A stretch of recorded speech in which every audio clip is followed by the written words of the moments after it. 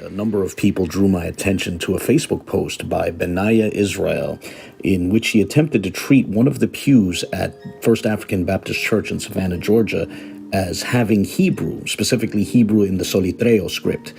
In his post, he was also kind enough to transcribe precisely what he felt was there, and he even offered a translation. Now, I want to say up front that I really appreciate Benaiah's efforts here, as he's the first person I personally know of who has attempted to actually look at the markings and make a case for Hebrew. In this video, I will be expressing some doubt about his conclusions, but I want to be clear that this video is intended to neither disrespect him nor dissuade him from his search. I actually hope the gentleman and others around him continue to participate in these public exercises in which they explore different possible ideas regarding the markings in those pews. Oh, and by the way, worthy of note, those excited by Benaiah's post seem to include Dante Fortson, who shared it and then proceeded to draw Brother Berean's attention to it with a tag, presumably because Brother Berean had recently had me on his show to discuss the pews. So too, it was praised by Jacoba, who, if I'm not mistaken, is part of the End of the World Ministries. I'm not sure either of these gentlemen noticed the issues with the post, which I'll be touching on in this video. Whatever the case, I'd like to take a brief look at what was proposed in Benaiah's Facebook post. The first thing I want to note is the translation website he mentioned as having been used by him to try to decipher the strings of characters, as that site is going to be relevant towards the end of this video. Now, let's take a look at the markings, and by the way, lest, just in case viewers find certain identifications here a bit curious, I ask that you remember that he's positing that these are Hebrew characters written in specifically the Soletreo script, which is a Sephardic form of Hebrew cursive. And I'll provide a link in the video description to the source that he used for that script. So first, he notes that he feels that he sees two hets, or chetz as is said in modern Israeli Hebrew now, but two hets, which he feels might be translated the, i.e. as a definite article. Now, I realize that those who are familiar with Hebrew will immediately find such a translation suggestion perplexing, but we'll get to that in a bit. Then, he notes that he feels he sees the string of characters yod yod wa, which is treated as a truncated form of the tetragrammaton, variations of which are found in rabbinic literature, though more commonly just yod yod. Then he alludes to a prefix bet, though he doesn't specifically refer to it in that way, and he's, a bet which is serving as a preposition. Then he notes that he feels he sees shin and bet, which he proposes could mean bass voice, i.e. a deep voice or a low voice. Now, I realize, again, those familiar with Hebrew will find that curious as well, and again, we'll touch on how he likely reached that conclusion a bit later in this video. Finally, he offers one possible translation of the total string of characters, the God with bass voice. With that, let's take a closer look at the precise pew he was attempting to decipher. He employed this picture here, the pew on the right in particular. So I'd like to zoom in just a bit more to get a clearer view of the markings on that pew to show which portions he saw as certain characters, as well as which portions he disregarded or passed over in silence. This marking here is alleged to be a chet. This marking to the right of it, however, was ignored. It was apparently treated as irrelevant or superfluous. This marking here was also alleged to be a het. These two lines inside of that marking, however, were ignored or treated as irrelevant. These three lines were alleged to be the string of characters yod yod wa. This marking was alleged to be a bet, and this collection of markings was alleged to be shin and bet, or perhaps beit and shin. As will come up later in the video, the precise ordering or direction of that, i.e. beit and shin, as well as the yod yod wa, is actually open to question.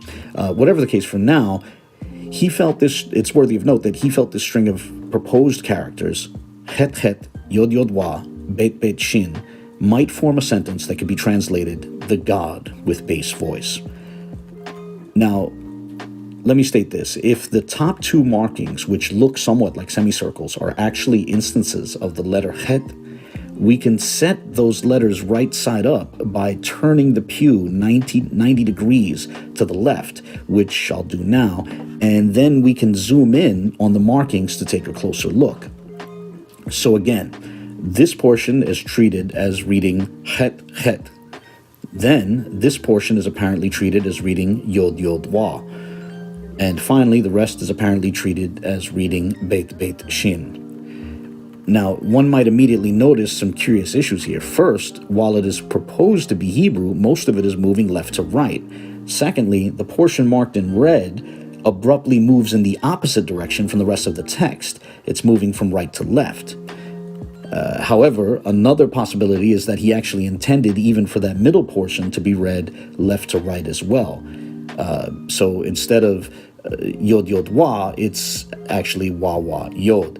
In that case, I must say that, proposing that this alleged Hebrew text moves from left to right feels curious, especially after having experienced Pastor Kelly Richardson's, argument in which he insisted that even the columns of images in the stained glass windows in the church's sanctuary moving from right to left hinted at how the Hebrew language moved. Here, take a look. Here, I'm gonna step back so you can see a bigger picture of the sanctuary, right?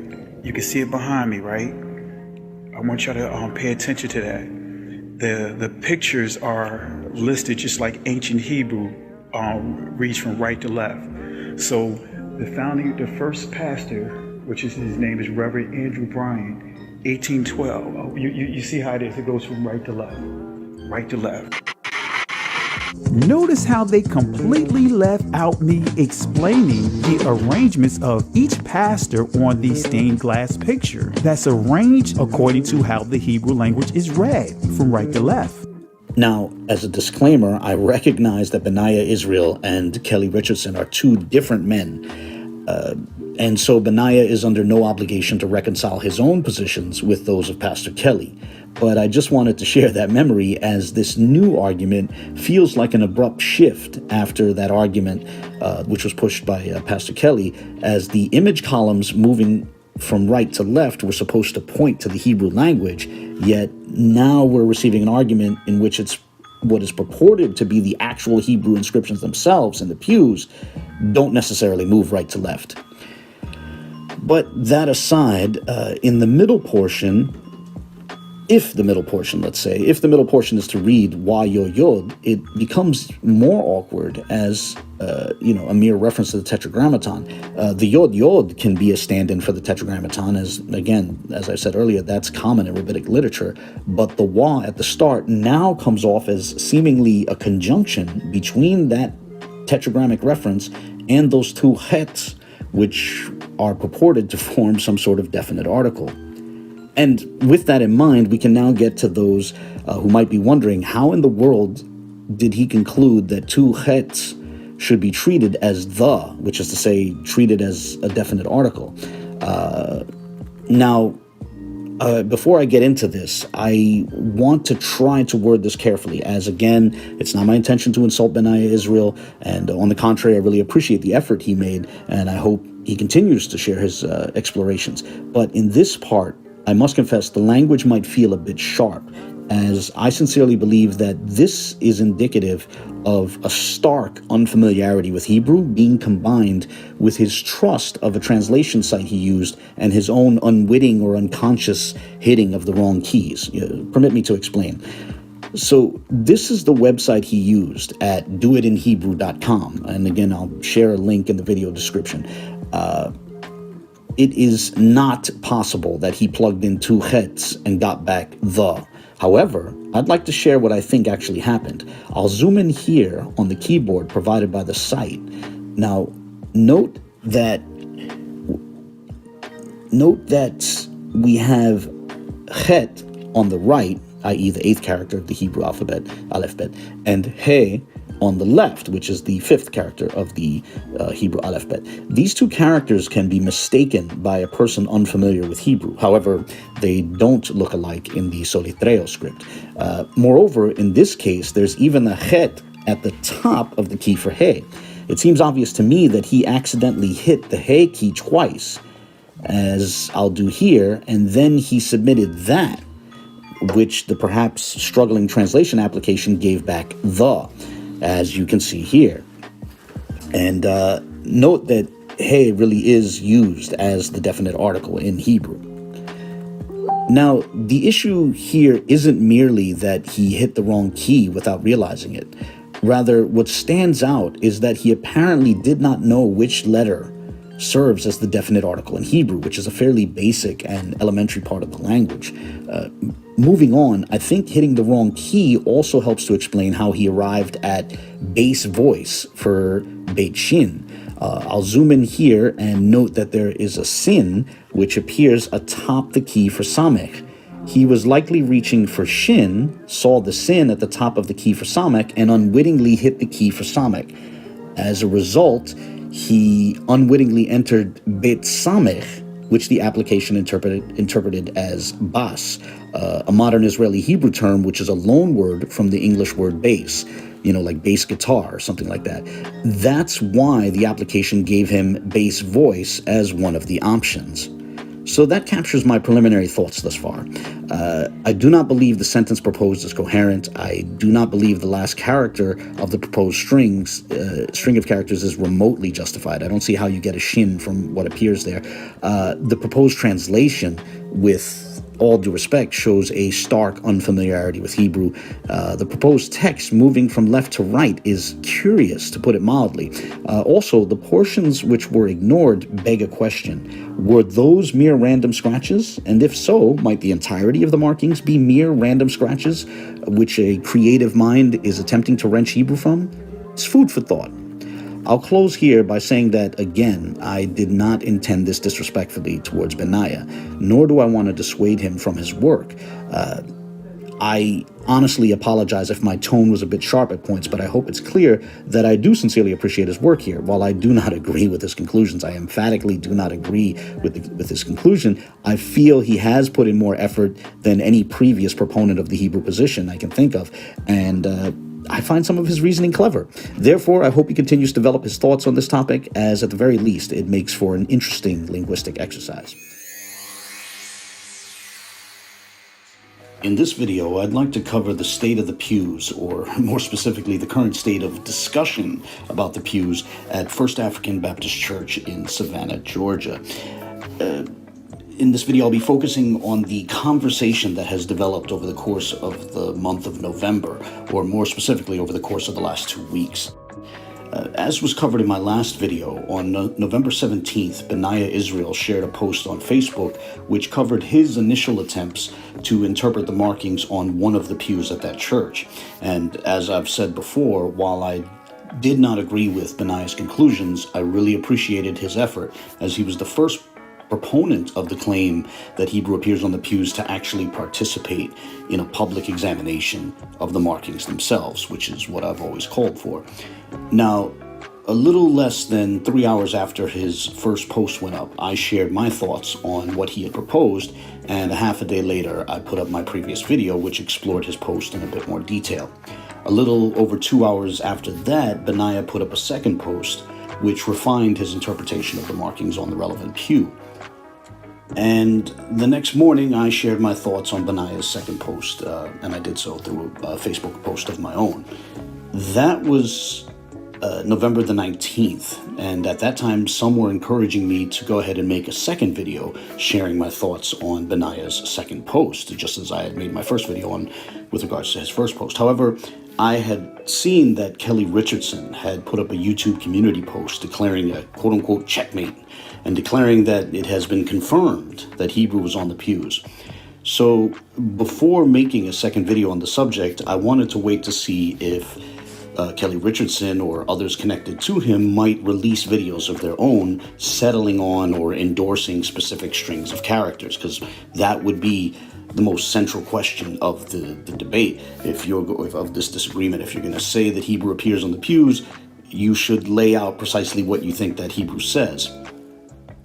In the roughly week and a half that has transpired since, a number of different videos did come out, but I must confess, they left a bit to be desired, to put it mildly.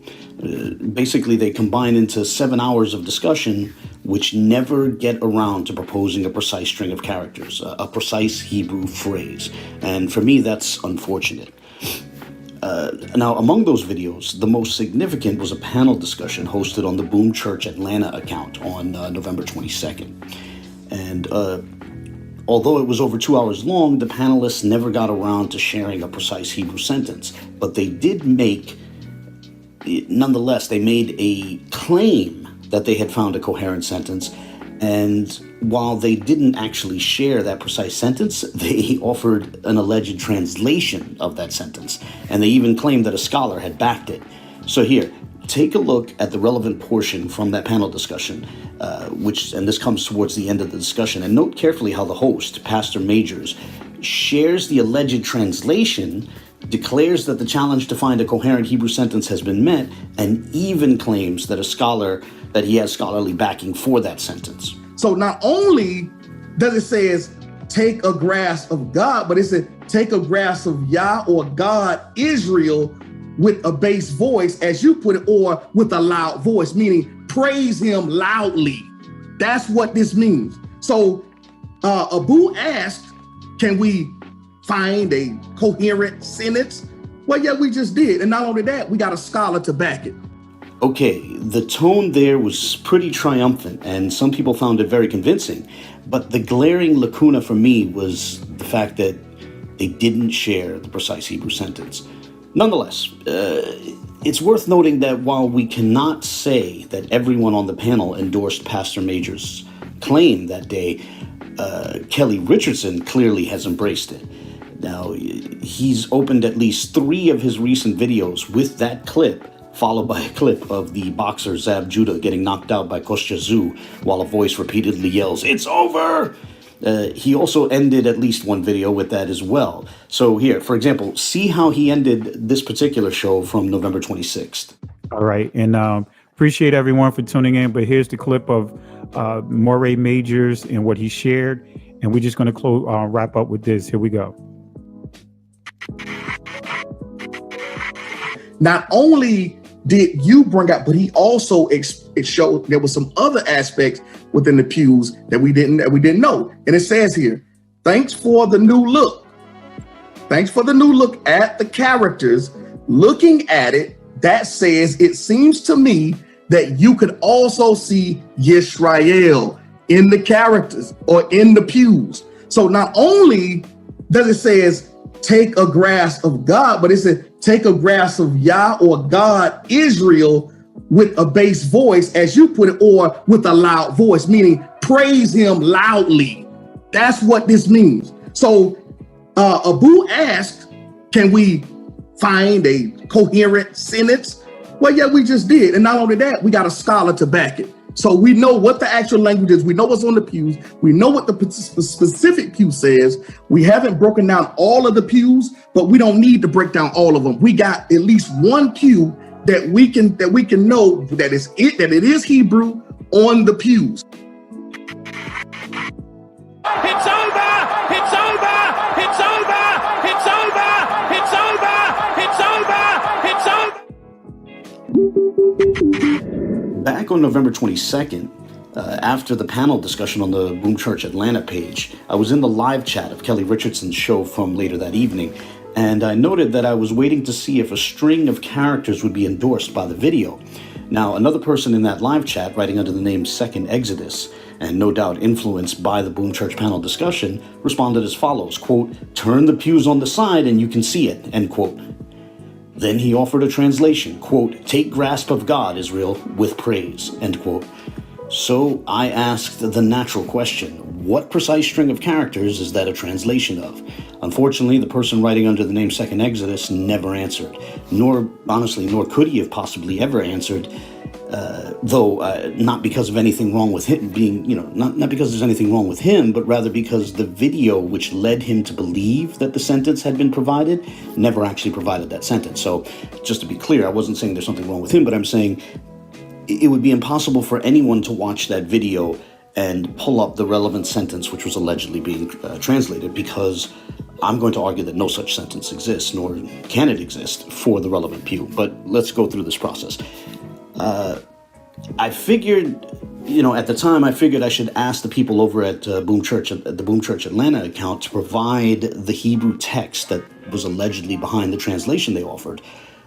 So I went over to their video from November 25th, which provides a 17-minute excerpt from their panel discussion that took place 3 days earlier. As this excerpt focused on the portion which gave the translation, I left a comment asking if they could provide, the precise string of Hebrew characters, the precise Hebrew phrase behind that translation. I received a reply from Kelly Richardson in which he declared that I owed him and his family an apology. And while he expressed how offended he was, he likewise never got around to sharing the Hebrew sentence which is allegedly behind the translation he had so enthusiastically embraced. So I respectfully commented that, I do not recall ever disrespecting Pastor Kelly Richardson, and I asked him to point out, the alleged disrespect which he had in mind. And then towards the end of my reply to him, I reiterated my request that they should share the relevant Hebrew sentence they've been boasting about.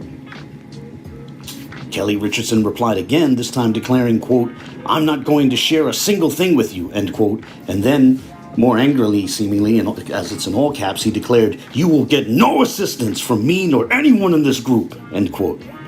Then another person, writing under the name Tazra, replied that, he likewise felt that, or hoped that they wouldn't give me anything, in response to my request to share the Hebrew sentence that they claim they found. So think about what's going on here. The host claimed to have met the challenge to find a coherent Hebrew sentence, and then he directed that declaration at me specifically. Abu asked, can we find a coherent sentence? Well, yeah, we just did. He even gave an alleged translation of that sentence. Take a grasp of Yah or God, Israel, with a bass voice. Yet, when I asked for the precise sentence, different people, including Kelly Richardson, were trying to tell me that I'm unworthy to receive it. Now, that's on par with boasting that they found a coherent sentence, but also treating the sentence as a secret. Or it's on par with telling specifically me that I need to accept that a coherent sentence has been found, while also telling me that I don't deserve to see the alleged sentence. As you might imagine, I found this rather curious. But that's okay. I'm pretty sure I know how Pastor Majors arrived at that translation. He based it largely on Benaiah's aforementioned second post, and then used an email in which David Bunis had suggested that Israel might be seen in the markings, and he took that email as license to just insert the word Israel into the translation, wherever he thought it fit best. And, with all due respect to Pastor Majors, neither his approach nor the English translation he offered can be justified. Not by the markings in that pew, and we're going to attempt to show that now. So first, to understand this, we need to look at Benaiah's second attempted transcription of what appears on the pew. Before we begin, however, I want to offer a disclaimer I've offered before, that while I will be disagreeing with Benaiah's second post, this is not so much intended as a critique of him, of Benaiah. Rather, the point is to note the problems with Pastor Major's hasty declaration, as well as with those who were convinced by it. As I'll touch on at the end of the video, I do not include Benaiah amongst those who endorsed Pastor Major's hasty and unjustified boast or declaration. With that, let's look at Benaiah's second post. So, in this top line, he's proposing that the string of characters are Qof, Het, Het, which he treats as a verb meaning to take or grasp. Now, I realize that those familiar with Hebrew might immediately wonder, wait, what verb is that? And we'll get to that in a moment. But for now, I just want to be clear on the strings of characters being proposed in Benaiah's second transcription. And again, he was proposing that these characters were in the Soletreo script. Oh, and by the way, that Qof, Het, Het, all of these Hebrew characters, Benaiah was proposing that they are written on the pew from left to right, not the way Hebrew's typically written, which is right to left. He's proposing they move from left to right. So that's Qof, Het, Het, moving from left to right. Then, in this second line, he proposed that Wa Yod Yod appeared, which he treated as a reference to God. And again, remember that he's arguing that the text is written from left to right. In the third line, he's proposing a prefixed bet, as a preposition appears. And then in the fourth line, he proposed that beit chet was the string of characters, which he argued means praise. And perhaps as a vestige from his first post, at the bottom of his second post, of the screenshot in the second post, he offers, quote, take or grasp God with a bass voice, end quote, as the possible translation. Now, I say that's a vestige of his first post because in that post, in his first post, he had interpreted the last two characters as beit shin, and when he was using the translation site, he accidentally hit the samek key instead of the shin key and the translation application he used treated that as the modern Israeli Hebrew word bas, which is a loan word from the English word bass, like in the sense of a bass guitar or having bass in one's voice, which is how he wound up with the translation bass voice, which is no longer possible if the last two characters are beit chet. Whatever the case, with that, now we can look at the relevant pew, and we're looking at it rotated 90 degrees to the left. This portion here is what is interpreted as reading Kof Chet Chet. This portion here is what's interpreted as reading Wa Yod Yod. And this portion here is what is interpreted as reading Beit Beit Chet. Now, I realize that some will find it awkward to look at the transcription from left to right, so just for ease of reference, I'm going to put the same string of characters at the top of the screen from right to left. It's just so people can get a sense of what's being proposed here. Now, there's a lot to say here. First, now that Kelly Richardson has endorsed this reading, I want to state more forcefully something which I alluded to in my first video. Before Benaiah got involved in this discussion, none of the proponents of the view that Hebrew appears on the pews were willing to publicly examine the markings themselves. So, and Kelly Richardson in particular would make videos on the subject of the pews, but he would focus on all sorts of things other than the markings. And one of his arguments in that regard insisted on the significance of the stained glass windows in the sanctuary being organized from right to left. Here, I'm gonna step back so you can see a bigger picture of the sanctuary, right? You can see it behind me, right? I want y'all to pay attention to that. The pictures are listed just like ancient Hebrew reads from right to left. So the first pastor, which is his name is Reverend Andrew Bryan, 1812. You see how it is. It goes from right to left, right to left. Notice how they completely left out me explaining the arrangements of each pastor on the stained glass picture that's arranged according to how the Hebrew language is read from right to left. Supposedly that was meant to tell us something about the markings on the pews. However, now that he's endorsed an interpretation which treats the text as moving from left to right, one is left to wonder what was the point of insisting on even the windows going from right to left if now his position is that the actual markings themselves on the pews don't necessarily have to move right to left. When you look at it against the backdrop of the history of this discussion, that juxtaposition looks somewhat awkward. But I digress. Getting back to Benaiah's transcription, I want to focus on the line being interpreted as a kof. Note that in the Soletreo script, the kof is basically a vertical line, often with a small loop at the top. But this line here is practically horizontal relative to the position of the other supposed characters. And that's significant because if it's being tacitly proposed that a character can be turned on its side, one is left to wonder how one knows if, for example, the markings interpreted as chets aren't actually just kafs turned on their side. For me, this seems to intensify the arbitrary feel this could have. But that aside, getting back to the transcription of the markings, looking at them now, I'm sorry, but I'm going to say flat out that is not a coherent sentence. I don't mean that disrespectfully towards Benaiah, but I'm nonetheless going to say that with all due respect, that this is not a coherent sentence, and I'll attempt to explain why in a moment. Before doing so, however, I also want to note that this sentence, this string of characters in the transcription, does not justify the translation given by Pastor Majors. Take a grasp of Yah or God, Israel, with a bass voice. even if, for the sake of argument, one accepted this transcription, it's impossible to fit the word Israel into these markings as well. You know, try it yourself. Where exactly does Israel appear in those markings? Now, I know some will want to say a scholar said it goes in there, but I'm sorry. He never told you to slip it in amongst this string of characters, and we're going to get to that too. Putting the word Israel aside, however, for now, I want to discuss how Benaiah arrived at the translation he put forth. Whether it's take grasp of Yah is with a bass voice, or more properly in light of the Beit Ched at the end and the way he translated that, take grasp of Yah with praise or something like that. Now, before doing so, I want to show a clip of Pastor Kelly Richardson on that Boom Church panel mentioning that he saw my critiques of Benaiah's first post and I guess tacitly his second post as well. Now, note in particular where Pastor Richardson claims that I had said not to trust the translation site that they've leaned on to translate these strings of characters, because that's going to be relevant to this discussion.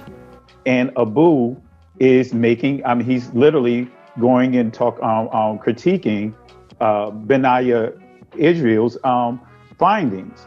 And he literally talks about this, you know, he mentions it right in his video. Because I saw it last night. I downloaded the video. He literally was going through saying how Benaiah you know, don't trust that site that he went through, the mistakes that he said he believed he made, and how come he's using two hets, you know. I saw that video. So this is the site they were using to attempt to translate the strings of characters they were coming up with. Now, it is a gross oversimplification to claim that I just said don't trust the site. What I've actually argued, and will continue to argue here, is that if one is going to try to employ this site to decipher the markings, to decipher, strings of Hebrew characters, they need to understand how that website works, how the application or program works. The main thing to keep in mind is that it's a mistake to think that just because the site suggests a translation for a string of characters, that must mean the string of characters is therefore coherent Hebrew. That's a mistake. The reality is that even if you enter an incoherent string of Hebrew characters, the site is likely to give you something back. The reason why is because in the case of incoherent strings of characters, the program attempts to offer something with a relatively close spelling. It basically arrives at a guess by sometimes ignoring characters that might be superfluous, or removing initial letters that might be prefixes, or speculating as to characters which might have accidentally been left out. And it makes these sort of guesses within a fraction of a second. But by the way, there is a way to tell. There is a way to sort of know if what you entered is probably gibberish, if it's being treated as gibberish, if it's being treated as incoherent by the translation site that we're looking at. So to start, I'm going to give a few examples. And the first example I'll give is I'll enter Nun Chet, which is how you spell the name Noah. Now notice all the information I get back. It gives me a Bing translation, a reverso.net translation, a Morphix definition, and an entry from milon.co.il. But now let's scroll back up and put in, something similarly spelled, but yet still gibberish. In this case, I'm going to put an extra chet at the end. That's not a coherent Hebrew word, yet when we attempt to translate that, we again get Noah. But that's not how Noah is spelled. More importantly, however, notice how all that other extra information from Morphix and Reverso and Bing is gone. No recourse to Bing or Morphix or any other source. It's just a single guess in favor of something similarly spelled in a vacuum. After the guess, the rest of the page is empty. And this is important to note because when the site gives you back a single translation in a vacuum without recourse to various other sources, that's a sign that you probably entered some gibberish. And the sole answer given back is merely an attempt to grasp for something in proximity to the string you entered. Let's look at a couple more examples to drive this point home, and then we'll get to the string of characters which Benaiah actually proposed and Pastor Majors tacitly adopted. Here I'll enter lamed kof kof, which is the root for a verb meaning to lick. And you see I get a more complex set of results back, including a partial conjugation chart for the relevant verb. But suppose I then add a third kof to the string. This word now is not coherent Hebrew. This is frankly gibberish. Yet the site gives me back a single answer, lick, and it gives that to me in a vacuum. The rest of the answer section is empty. Again, a sign that what I entered is gibberish. Okay, bear with me, one final example, and then I'm going to get to the actual string of characters proposed by Benaya and them. Here I'm going to enter yod, het, yod, hey, yichye, yichye, which is a third-person masculine singular imperfect tense rendering of the verb lichyot. It means he or it, in masculine it, he or it will live. And as it's coherent Hebrew, you see I get back a complex answer with entries from being and the reverso and morphics, etc. But now let me go back up there and just for the fun of it, throw a mem at the end, making it incoherent. Sure enough, I get the single guess in a vacuum, will live, without anything after that. But let's get really crazy. I'm going to enter in yod chet lamed yod yod wa chet chet. This is absolute nonsense. It's meaningless. It's just pure gibberish. Yet the program is going to try to make sense of it by ignoring several characters, and then it's going to try to speculate as to the accidental absence of another. What answer does it give back? Yet again, will live. But a single answer in a vacuum, which again is a sign that the entry was actually incoherent, despite the fact that they gave something back for it. With those examples, let's now start entering the strings of characters Benaya proposed. Remember that he arrived at his proposed translation by employing this site. So first, we enter kof chet chet, and yes, we get back the word take. But note that it's another one of these sort of single answers with the rest of the page empty. And, here's the challenge. See if you can find kof het het, that root, in a Hebrew dictionary. The reality is that the site, first off, that's not a verbal root that I'm familiar with, and it's not one I can find in any dictionary. And therefore, unsurprisingly, the site was guessing as to what might have been meant, and it settled on kach, which is spelled kof het, with a single het, which is the imperative form of the verb lakachat, which can mean to take. So the imperative form is just kof het. And when you enter that, you get a more complex range of answers, unsurprisingly.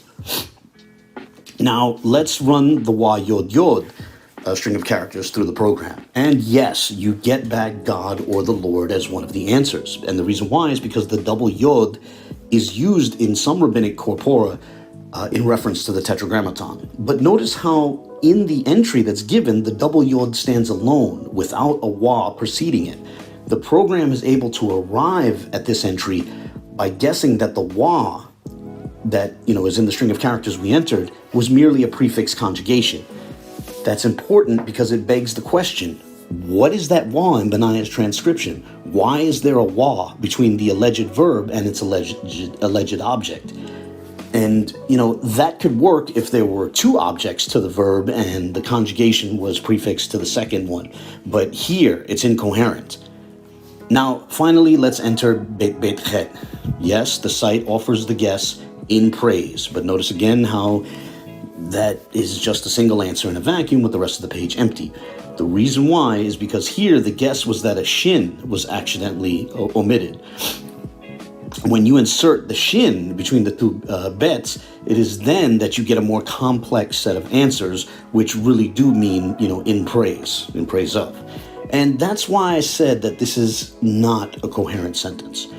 The first and third strings are not recognizable Hebrew, and the middle string, if we try to treat it as an allusion to the tetragrammaton, that middle string has a badly out of place wa prefix to it, and it really confuses things if we try to treat that first string as a verb and the second as its object. The wa is problematic as well. The first and third words are incoherent, and the middle word is, potentially coherent, but with a wa that doesn't make any sense. Now, at this point, more than a few folks might want to ask, didn't a prominent scholar confirm Pastor Major's translation? And Pastor Major certainly seemed to imply that was the case. Can we find a coherent sentence? Well, yeah, we just did. And not only that, we got a scholar to back it.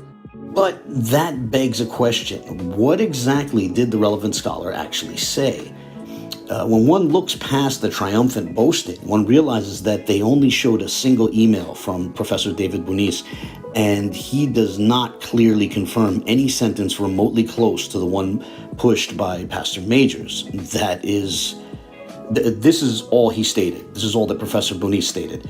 Thanks for this new look at the characters. Looking at it that way, I know it reads say, but I think it's pretty clear that he meant way. Looking at it that way, it seems to me that you could also see Yisrael, end quote. And that's it. There's nothing in there justifying the sentence Pastor Majors put forth. And, I'm guessing Pastor Majors hinged that leap on the word also in the email, probably interpreting it to tacitly mean everything Benaiah proposed is correct. Now just add the word Israel into the mix wherever you please. But of course, this email does not justify that sort of conclusion. If Pastor Majors has other emails that could shed more light on this, then, he's invited to share them. But as it stands now, that email does not support the sentence he proposed. So at this point, one might want to object that, Professor Bunis at least endorsed the word Israel in the pew, so it has to be Hebrew on the pew. Even here, I would say that depends on the extent to which he meant seems and could, quote unquote seems, quote unquote could. Because remember, he said that it seems like, you could read it this way. It's one thing if he meant that he took a quick look at the image they highlighted for him, and then he said it seems one could see Israel therein in the sense of there being a vague resemblance. But it would be something entirely different if he meant that he took a long, hard look and concluded that definitely it reads Israel. Those are two very different things. And, Pastor Majors apparently wants to assume the latter. He wants to assume that Professor Bunis meant that, as a scholar, he looked at it very closely and he pored over it and he's concluded definitively that it says Israel. I would ask this question: where precisely does Israel appear in that pew? And the reason why this question is relevant is because if none of us can find it, that should be grounds to think that Professor Bunis meant what he wrote in a softer sense, sharing a lighthearted suggestion after a quick glance at a collection of markings which are open to multiple interpretations. And to drive this point further, consider this question: what precisely was the professor looking at? What was this quote-unquote new look that he had received? Now, we don't know for certain, but I suspect that it refers to the pew flipped 180 degrees from the way we were examining it. In short, I think the new look referred to the pew turned 90 degrees to its right rather than its left. As Pastor Majors said, he sent that as well, with relevant portions already highlighted. Here, take a look at this. Go to the next slide. So I sent him, this is a part of the package again, and this is Benaiah's part that I sent him as well. So that, that text there, that angle with with the markings already highlighted, that might cause the mind to vaguely associate this with the word Israel. And you might be wondering, how exactly does it do that? Well, note that this portion on the right, which sort of resembles a W, looks like a Hebrew sin. Admittedly, it's an Ashuri sin rather than a Soletreo sin, but a sin nonetheless. So too, the markings on the left resemble a lamed, again, an Ashuri lamed rather than a Soletreo lamed, but still. And, once the mind sees that from a quick glance, it might associate it with, the word Israel. If one were to try to defend that interpretation, however, they might have to insist that, for example, the Yod was written by, a shaky hand which veered off dramatically, and the Resh might be thought of as a sort of like a Solitreo Resh, though minus the little loop which appears in some forms, and then maybe a Solitreo Aleph. Now, I don't know for certain if this is what Professor Bunis saw, but if he did, it would be interesting that what Benaiah interpreted as two chets is here instead interpreted as a sin, and what was interpreted as Beit Chet is instead here interpreted as a lamed. That would be significant because it would speak to how these markings are so vague as to be open to multiple interpretations. And to drive that point home, if we're going to say that it sort of looks like Israel, which I can agree with, in a very sloppily written form of Israel, I propose that we might alternatively see the Arabic word Rasul, like Muslims will refer to different prophets as an individual prophet as the Rasulullah, especially the man they consider to be the final prophet, right? Messenger of God. So Rasul. which again means messenger. And however, note that in this transcription, I rendered the loop in the wa in gray to signify that it's missing in the marking that it's being associated with. So maybe an even closer suggestion would be the Arabic word rasa'il, which means messages. And here I'll color code the corresponding letters and markings to make it a bit more clear. Now, just like with my video on Arabic in the pews from last year, I'm not seriously suggesting that Arabic appears in these markings. Rather, I'm offering a thought experiment. In my video from a year ago, I was trying to make a point about proper methodology, while meanwhile here, I'm attempting to illustrate the sort of polysemous nature of these vague markings. They can be interpreted in a lot of different ways. You know, you can sort of vaguely see one thing and you can sort of vaguely see something different. Although honestly, I feel like from this angle, you know, the Arabic word rasa'il, meaning messages, in the Arabic script seems clearer than, for example, Israel in the Hebrew script or some form of Hebrew script. At this point, you know, now I probably should begin wrapping up this video. So to sum up what was covered so far, while some were convinced by Pastor Major's declaration that they found a coherent sentence in the relevant pew, it needs to be noted that Pastor Majors never shared that sentence. He gave an alleged translation of the sentence, but when one looks at the markings on the relevant pew, it's easy to come to the conclusion that it's impossible to produce a coherent Hebrew sentence which can translate along the lines that Pastor Majors proposed. And, you know, I would propose that that's why no Hebrew sentence was ever shared alongside the alleged translation, because no such sentences exist. It's impossible to get, you know, a Hebrew sentence like that translation out of this particular pew. And with that in mind, you know, Kelly Richardson triumphantly embracing Pastor Major's hasty assertion, that, you know, especially seeing how the assertion lacks justification, I'm left to wonder how much thought did Pastor Kelly Richardson put into the claim before he so enthusiastically endorsed it. And I know he feels that I insult him, so again, I'm not trying to insult him, but I am being very serious here. Pastor Kelly Richardson clearly endorsed Pastor Major's assertion, and as the assertion lacks justification, we are within our rights to ask how much thought Kelly Richardson put into his endorsement. The endorsement likewise strikes me as rather hasty. But that said, earlier in this video, I was careful to note that we can't say everyone on that panel endorsed Pastor Major's declaration. Benaiah in particular has been much more careful with how he's described the situation thus far. On November 27th, I appeared on Brother Berean's show and briefly laid out my concern that I've mentioned here, that it was claimed a coherent sentence was found and a translation was offered, but the sentence itself was never shared. And when I asked for the precise Hebrew sentence, some were bizarrely, trying to tell me or trying to insinuate that I'm unworthy somehow to receive it.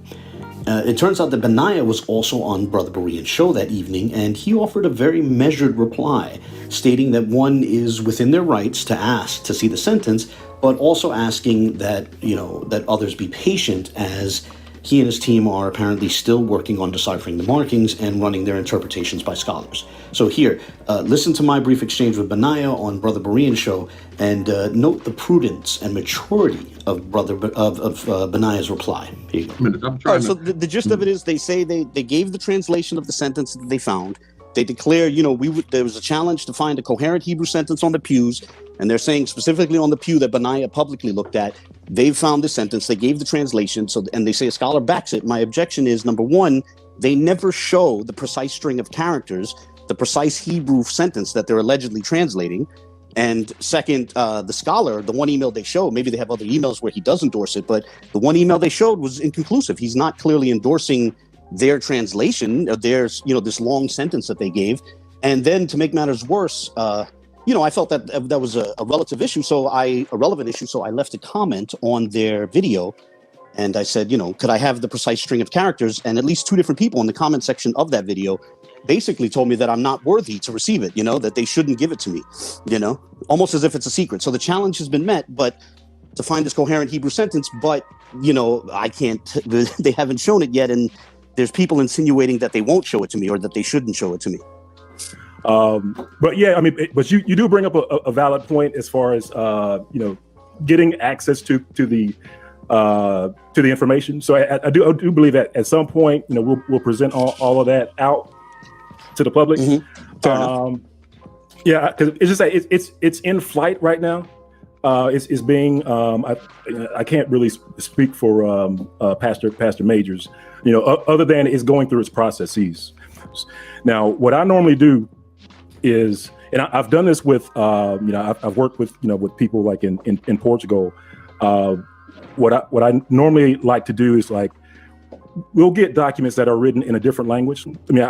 So what I would normally do is just go through and just see if there's anything interesting in there. And if I found something interesting, I would throw it over the fence to a professor and say, hey, what do you think about this? Does this have the information that I'm looking for? And he or she would say yes. And then after that, we would go through the secondary process, which is I would have a couple of people do some translations on it, but I would also send it off to a professional translation company that I would have to pay money out of my pocket. And, it can be pretty expensive. So sometimes I have to save up to be able to ship that off to get it translated, and then it takes time to get it back. So I had planned on doing that with the whole Pew stuff. Basically when I released the video, it was step one. Step one, take a look at it, and just have the cursive Hebrew on one side and have the pews on the other side. And so, like I said, I take that, and I actually started reaching out to my contacts overseas, because I'm getting ready to try to get this process. And then that's when I kind of linked up with, I hear from Pastor Majors and Pastor Kelly that they're also doing the same work. So we started combining forces on that. So, but yeah, it's in flight. I think like I said, I think you do have a valid point as far as getting access to the information. I'll just say be patient. I think there's they kind of wanted to vet it out a little bit more, because I think we're soliciting more than a couple professors, so that we can get this thing, have a full backing. Now, as I've said previously, while I disagree with Benaya's conclusions regarding the markings on the pews, I greatly respect and appreciate his efforts. Disagreement is not disrespect. Adding to that, I can respect his position that the process is ongoing, and therefore one should be patient while, him and his team continue to explore these markings. And, I can definitely respect that, and would say that everyone should take all the time they need. Beyond that, from my brief exchange with Benaya on Brother Berean's show, he struck me as a gentleman and a class act all the way. Finally, I want to address the claim made by some that if one is not an expert on this subject, if one is not a scholar with prestigious credentials, then they cannot comment on the topic at all. I would propose that it's a mistake to act as though the only categories here are elite scholar or witless crayfish. I'm not any sort of expert, but I am a student of language, and thus I'm able to at least raise meaningful questions, meaningful objections, and meaningful suggestions.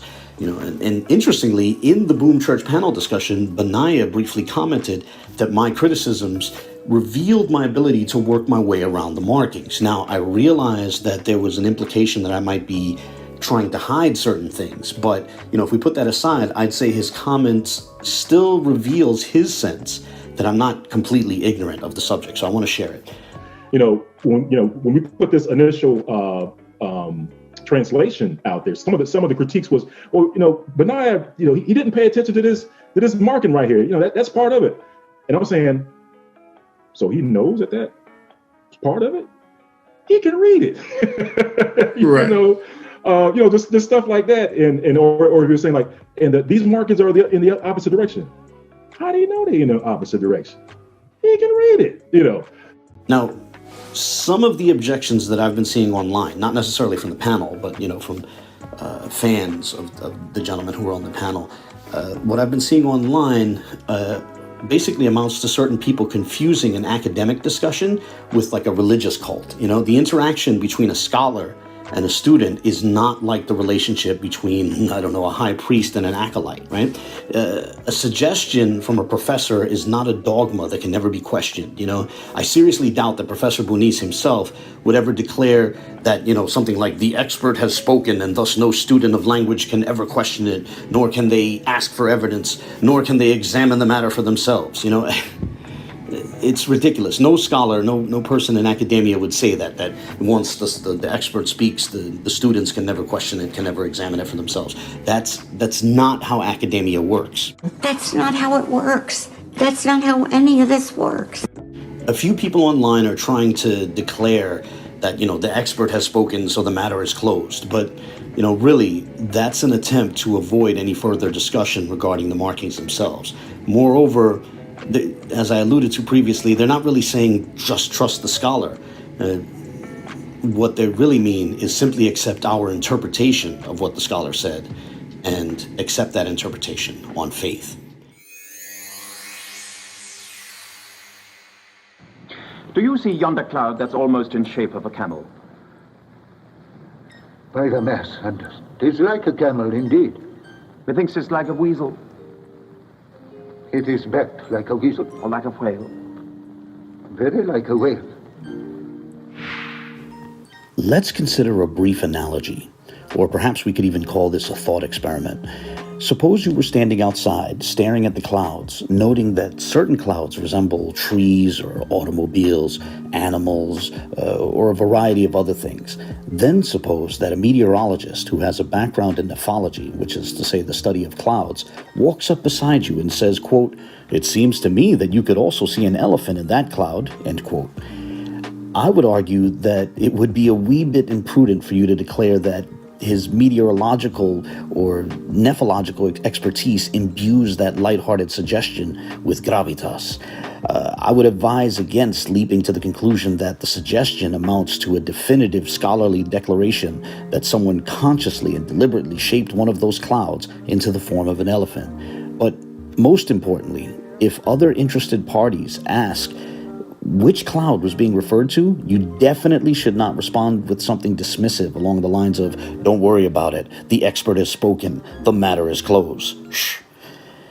The last thing you should do is try to turn a lighthearted suggestion into some sort of indisputable dogma.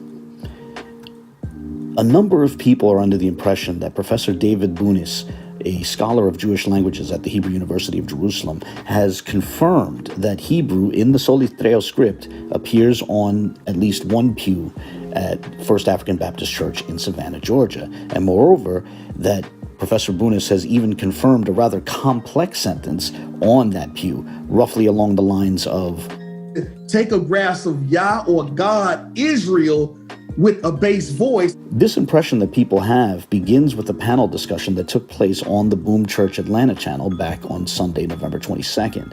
However, if you watch the show carefully, only one email from Professor Bunis was displayed, which is the email you see on the screen now. Notice that the email never mentions the Solitreo script, and it does not endorse any sentence. Rather, it suggests only a single word. Now, I realize that at this point, some might wish to object that maybe Professor Bunis said it was Solitreo script, and maybe he endorsed the complex sentence that Pastor Majors put forth in other emails, which is to say emails that Pastor Majors didn't share. However, others might wonder, if that's the case, why would Pastor Majors refrain from sharing those emails? I would respectfully understand if, as a matter of principle, he chose not to share any emails. But the fact is that he did share one email, and it begs the question, if he had emails with more clear and explicit confirmations of his position, why would he not share those emails? Still, others might argue that we don't need to see other emails, as that one email that we did see is clear enough. They might argue that the word "also" implies somehow that he agrees with everything shown to him previously, which is to say the idea that Soletreo script appears on the pew, as well as Benaya's interpretation of the markings forming a complex sentence. With all due respect, I feel that many others would not be so confident about that. Truthfully, I must confess, it would be unfortunate if all we had to work with were competing interpretations of a single, somewhat vague email, or speculations about what may or may not have been said in emails we haven't seen. And, I'm sure I'm not the only one who would prefer more clarity here. Well, with that in mind, permit me to share that an email was sent to Professor Bunis to get some clarification on the impression some are under. And as luck would have it, he replied. And on your screen is his reply to that email. Permit me to read it to you. Quote, "Thanks for your questions. No, I didn't say the script was Soletreo, but I did say that it looked to me like the inscription could say Yisrael in regular square script. Of course, I may be wrong. Best wishes, David." End quote. The first thing that needs to be noted is that he did not take the position that Solitreo script appears on the pews. Second, it seems clear that he did not suggest any content beyond what we saw in the one email which was shared during the panel discussion back on November 22nd, which is to say he did not endorse a complex sentence, rather he only suggested a single word.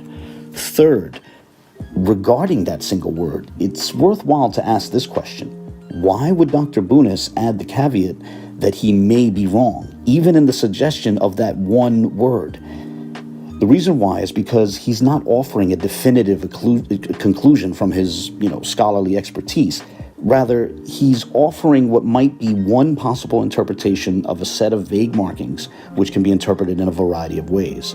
That careful note also works against those who desire to take his previous words to mean that the matter is closed and that no one should ask questions or try to explore the matter for themselves. Also, it's my understanding that Dr. Bunis has also written to Pastor Majors, making it clear that he did not think Solitreo's script appears on the pew, which he saw pictures of, and that Yisrael is the extent of what he thinks might appear on that pew. It's my sincere hope that Pastor Majors might share more from his correspondences with Dr. Bunis, though, of course, I concede that he's under no obligation to do so, and I will respect his decision if he decides not to share more. Nonetheless, I hope he shares more, including any emails he might have received since that show on the 22nd.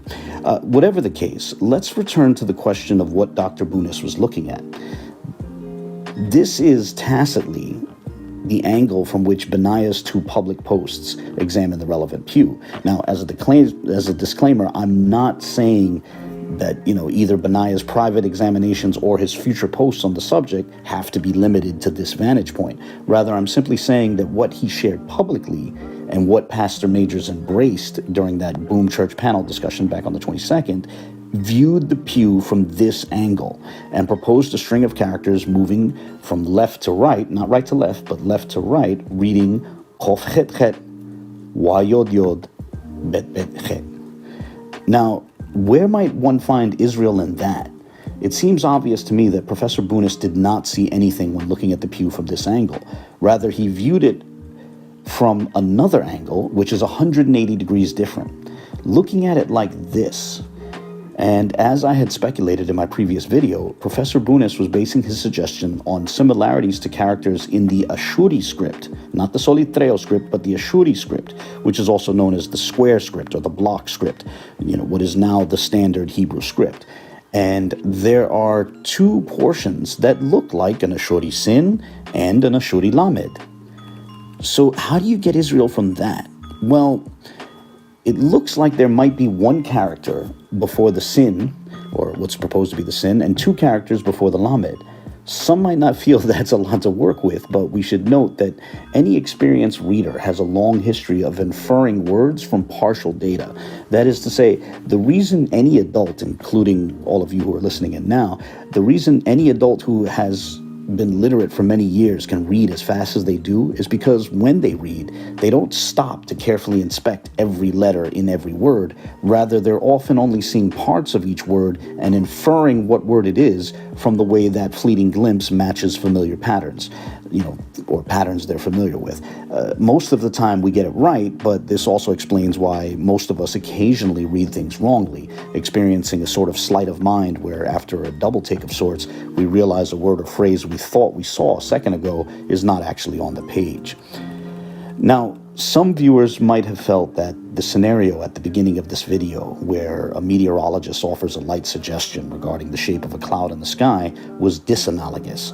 But I would propose that the process of mentally associating cloud forms with familiar shapes is related to the process of mentally associating some vague markings with familiar strings of characters. In either case, the mind is pulling up something one is accustomed to based on select features or common patterns, or familiar patterns. But the main point of the analogy is this. If someone says, quote, "It seems to me that you could see end quote, something, it's at least possible that with that sort of language, they're trying to convey to you the room for doubt and uncertainty, or the margin of error, as it were. It can be somewhat lighthearted, a lighthearted suggestion, as I said earlier, regarding one interpretation from amongst multiple possible interpretations. That said, I'll close with this. Moving forward, I would ask that we please dispense with these attempts to treat suggestions like dogma. There have been people recently who have been arguing along the lines of, the experts have spoken, the matter is closed, let any mere student of the language step back and remain silent. I mean, that's essentially what people have been saying to me, and they were saying that under the influence of some of the videos that are out there.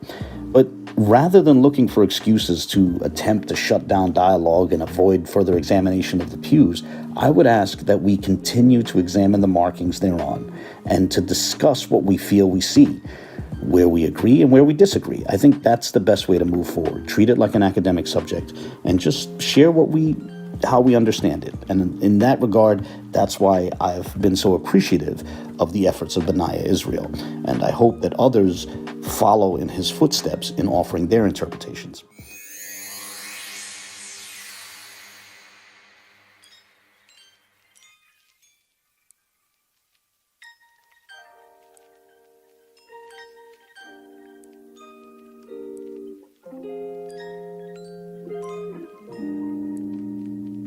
I want to show how much emphasis Pastor Majors put on Professor Bunis's purported confirmation during that Boom Church panel discussion back on November 22nd.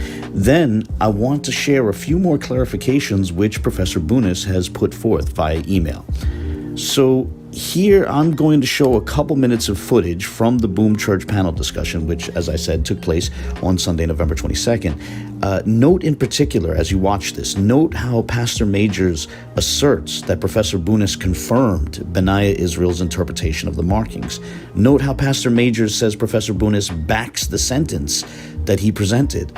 Note how he insinuates that it is this scholar who enables him to say what is on the pew. And note the way he treats this as practically a mic drop of a moment. Here you go.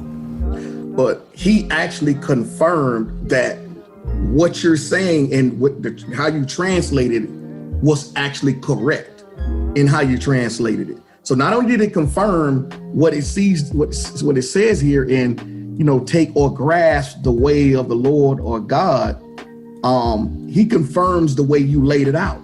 And so we go to the next slide here. And so this is another aspect of it, because we had it tilted from, in landscape, but now this is vertical, the actual picture of it. So it kind of gives you more of a understanding of it. But so after all of that in the package sent to him, not only did you bring out, but he also it showed there was some other aspects within the pews that we didn't know. And it says here, thanks for the new look. Thanks for the new look at the characters.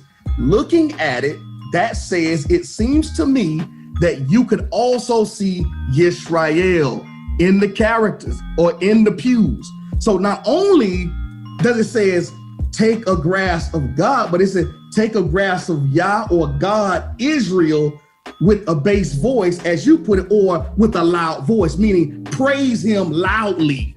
That's what this means. So Abu asked, can we find a coherent sentence? Well, yeah, we just did. And not only that, we got a scholar to back it. And so at this point, I think all of y'all owe Pastor Kelly an apology.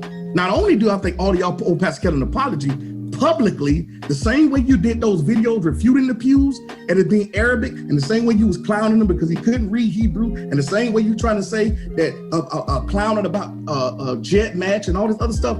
Y'all need to issue a public apology, and you need to delete all of your videos because those videos are false. Now we got a real video from a real information from a real scholar to be able to say what's on the pews. With that, I don't have nothing else to say, y'all. Okay, so with those clips in mind, let's now look at some emails from Professor Bunis himself. I'm going to show 3 emails, one of which someone shared with me, and the other 2 which were sent directly to me. The first email is actually one which Professor Bunis sent to Pastor Majors, and he sent it to him a week ago.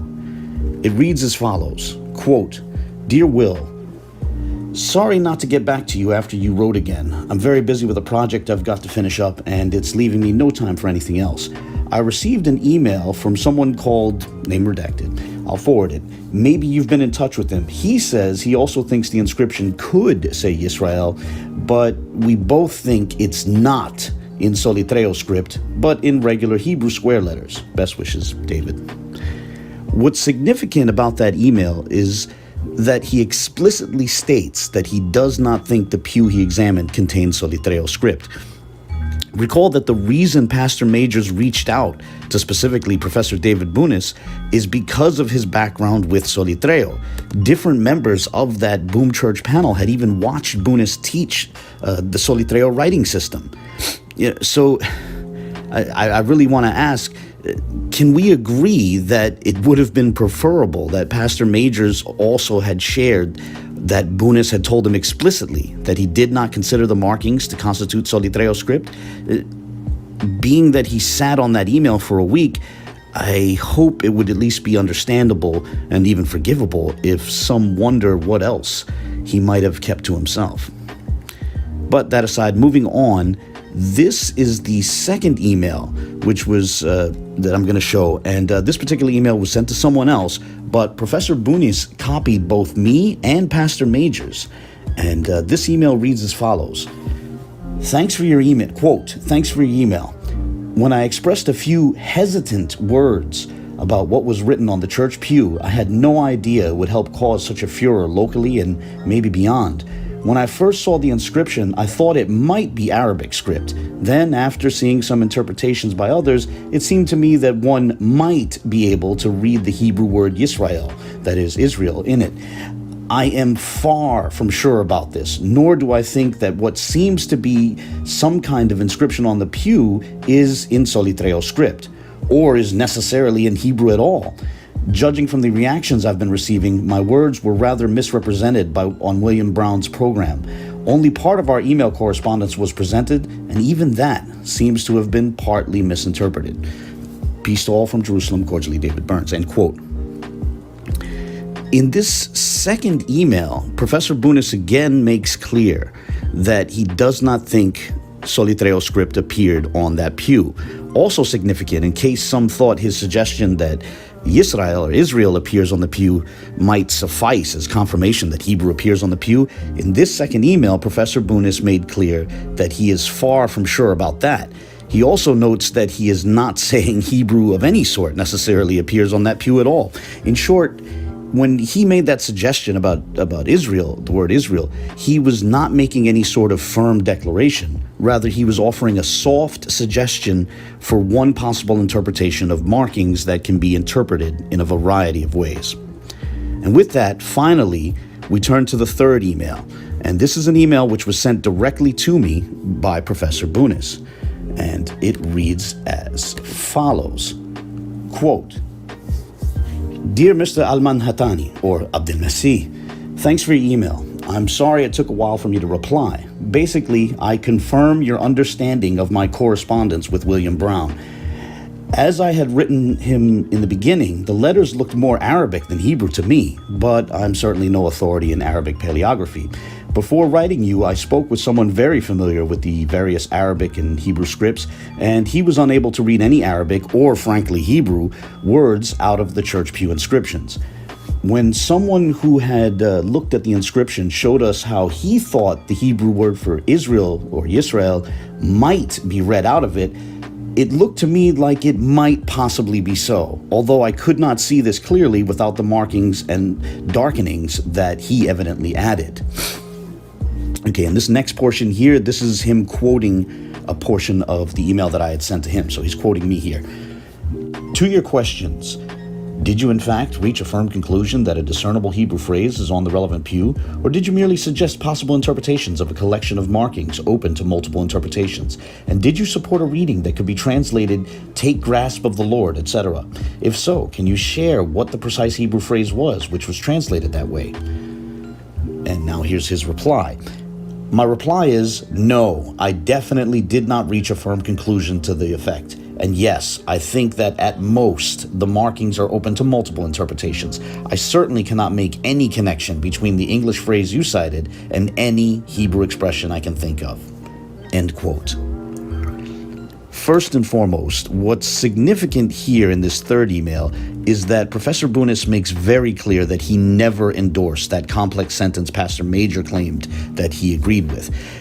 He also alludes to how his less than firm suggestion that Israel might appear on the pew was rooted more in Benaiah's highlights than the markings themselves. And I can certainly understand that, as, for example, what might look like an Ashuri Lamed from Benaiah's highlights will not look like such without those highlights. Now, I'm not attributing some sort of deception to Benaiah. I'm just saying the way he highlighted the pew, it's easy to see how someone else might see something that isn't actually there. And I would say unwittingly, including on Benaiah's part, unwittingly. That aside, whatever the case, to sum up, that Boom Church panel's portion on David Bunis was the part of the discussion that generated by far the most excitement. It convinced more than a few people that a scholar had definitively settled the matter. Pastor Majors himself said there was nothing more to say after that. But now we know that Professor Bunis's position was badly misrepresented. Before I close, on a lighter note, on a more fun note, permit me to share that when I read that Bunis initially told Majors that the text looked to him more like Arabic, I thought to myself, man, I wish Majors had shared that fun detail. Whatever the case, on the topic of Arabic, I'm guessing that some might find interesting that last email, including a portion which made mention of a person quite familiar with Arabic, not seeing any Arabic on the relevant pew. Although, to be fair, it says the same person didn't see any Hebrew either. Nonetheless, that's worth mentioning because it's my understanding that both Pastor Majors and Pastor Kelly Richardson intend to release a video soon, perhaps as early as this weekend, seeking to refute the claim that Arabic appears on the pews. While I'm not yet sure if they intend to attribute that position to me or just to the staff of the church down there in Savannah, if they try to present that as my position, they'll be attacking a straw man. Both of them have made clear that they saw my appearance on Berean TV back on November 15th, which was the previous Sunday, 1 week before that Boom Church panel discussion. And so as they both watched my appearance on Berean TV, it seems worthwhile to close this out with a few clips of me on that show repeatedly clarifying that I was not actually arguing for Arabic appearing on the pews. Rather, I was offering a hypothetical case as part of a thought experiment to show what an attempt to argue for language in the pews should look like. Remember that at the time of that discussion, to my knowledge, no one had made a public case for Hebrew on the pews, and I mean by actually getting into the markings themselves. Benaiah was the first to do so. Benaiah Israel was the first to do so shortly thereafter, but as up to the point of that discussion on Berean TV, I didn't know of anyone who had made a public attempt. And by the way, let me say again that that's why I appreciate Benaiah's efforts so much, even if I don't agree with his conclusions. So I'll close here and I'll just say that I really look forward to the comments of others. And then I'll just simply let the relevant clips close out the show. God bless. So as a bit of a thought experiment, let's see what this approach might look like if one were attempting to demonstrate that Arabic was present in the markings on those pews. Now, as a disclaimer, I'm not actually endorsing the claim that Arabic appears in these pews, but nonetheless, let's just go through an example, a thought experiment, as I said. Sean brought out a good point. Now, because people could be confused with what you said with the Arabic, is it definitely Arabic, or you were trying to put a hypothetical out there? Yes, precisely. The latter. It was a hypothetical case for Arabic. I do not believe there are any. I do not believe there's any discernible language in the pews. Of course, I'm willing to be corrected. But what I was showing is that if people want to say there's a language in the pews, I was showing how a person should go about attempting to prove that. They should get into the markings on the pews, and that's what I did. And what I'll say is, while my case for Arabic was purely hypothetical, Rodney Frederick says, what evidence leads him to believe this is Arabic on the benches? I don't believe it's actually Arabic, but what I was showing is that there's a better case for Arabic than there is for Hebrew if there is a case, if there's a language on there. It was, again, a thought experiment. It was to show what proper methodology should be. Do you want me to read Oshaya's comment? Keep going. Yes, I put them up. So what language does the guest, Abu, in his naive experience, think the writing on the pews? I don't think I hear the answer. Correct me if I'm wrong. My answer is I do not believe there is any discernible language on those pews. But my case for Arabic, which was a hypothetical case, it was to show how people should argue for language on the pews. If you're going to claim there's language on the pews, get into the actual markings and start showing discernible language, the distinguishing features of discernible language. That's what I did, and I did it in just a few minutes. And, I feel that no one has done that for Hebrew. No one has actually made a case for Hebrew, which involves actually looking at the markings on the pews.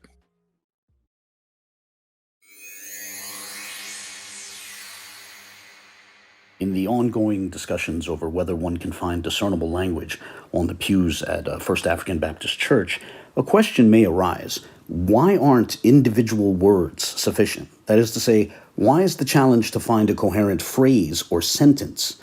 Why wouldn't a single word be sufficient for demonstrating Hebrew on the pews?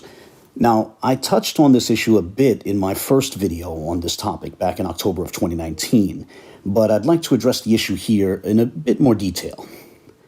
The reason a single word would not be sufficient is because it is too easy to arrive at a false positive. There are all sorts of things that are not Hebrew, yet which look like Hebrew characters or even Hebrew words, and I'd like to share a few examples of such in this video. For my first analogy in this regard, let's assume someone was writing down a phone number with Manhattan's primary area code. So here I'm going to write with deliberately sloppy handwriting, 212-777-3456, which a quarter century ago was the Manhattan number for movie phone. If we zoom in on that 212 area code, we might notice that in this style of handwriting, it looks like a cursive Hebrew dalet wa dalet, which is how you spell the name David. And it's also the word for beloved and now uncle. For example, for those of you who have seen my videos on Song of Songs 5:16, when that verse declares Ze Dodi, this is my beloved, it is using that word, dalet wa dalet, dod, with a first person singular possessive suffix. The point of the analogy should be obvious. Although this looks like a Hebrew word, it's not a Hebrew word. It's simply Manhattan's primary area code. But it's possible for the mind to associate it with a Hebrew word, even when it's not. But let's consider another example. Suppose someone was scribbling on a piece of paper and they made this mark before being interrupted from whatever it was that they were doing. What is that mark? What is that word that we're looking at? Might it be sus, the Hebrew word for horse, written in cursive characters? Is that possible? It certainly looks like the word sus written in cursive, but was that intended by the person who made the mark? Maybe it was intended as a percent sign, but one written with like a shaky or sloppy hand. Or, if we really want to get silly, maybe the person was in the process of doodling a face and started with the eyes and nose before getting interrupted. Again, the point is that you can have something which looks like a Hebrew word, yet it's not actually a Hebrew word. However, I would guess that some might not like this particular example or find it particularly persuasive, so let me try some other examples, which might be a bit more relevant to recent conversations and to the subject that inspired this video. Let's do a little test with Google Images. I'm going to do a search for the words medullary raise oak. Now, before I get into this, I want to slip in a couple of quick disclaimers. The first disclaimer, although I pronounce the word medullary, I'm well aware that many others pronounce it medullary.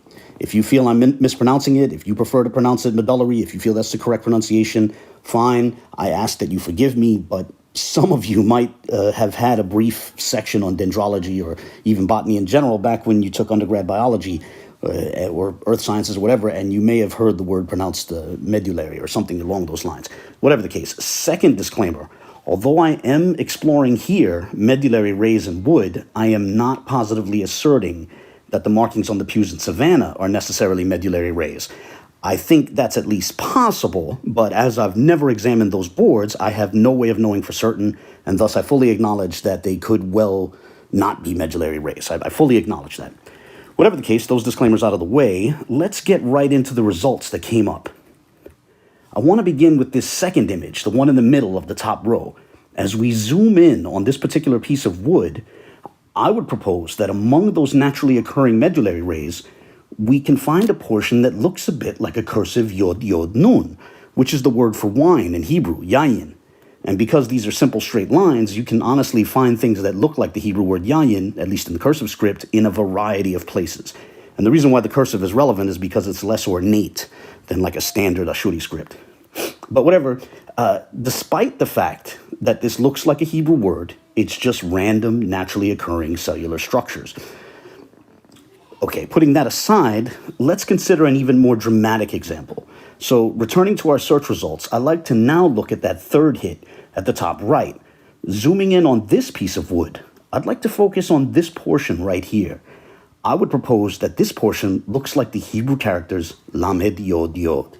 Admittedly, that's more of a standard square or Ashuri lamed than a cursive lamed, but still, this portion looks like it reads lamed yod yod.